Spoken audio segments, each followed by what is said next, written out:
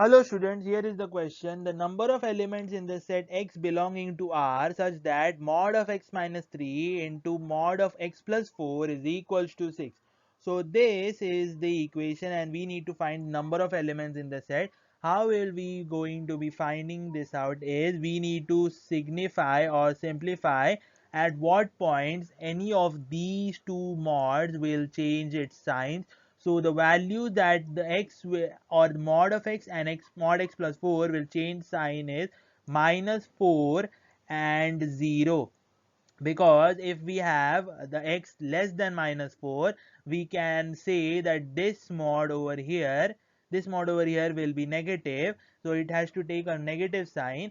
And if it is positive, that is greater than minus 4, so this mod will be positive. This will be positive only if it is greater than 0. If it is less than 0, it has to be taken as minus x. So we divide that into the following cases and we get that if we take x is less than equal to minus 4, so we have this, because mod of x is still negative, so we take minus x minus 3 and minus x minus 4 as x plus 4 becomes negative. And once we solve this, we get the values of x as minus 1 or minus 6. But we know x is less than equal to minus 4, so x is minus equal to minus 1 will not satisfy, and this is the incorrect value in this. So we get x is equals to minus 6.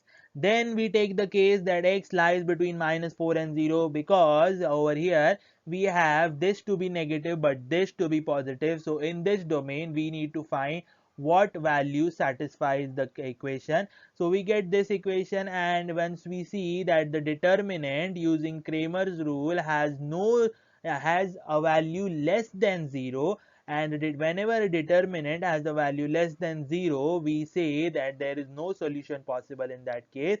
And if we take the case 3, which is x is greater than equal to 0, we will have mod x to be x and a mod of x plus 4 to be x plus 4.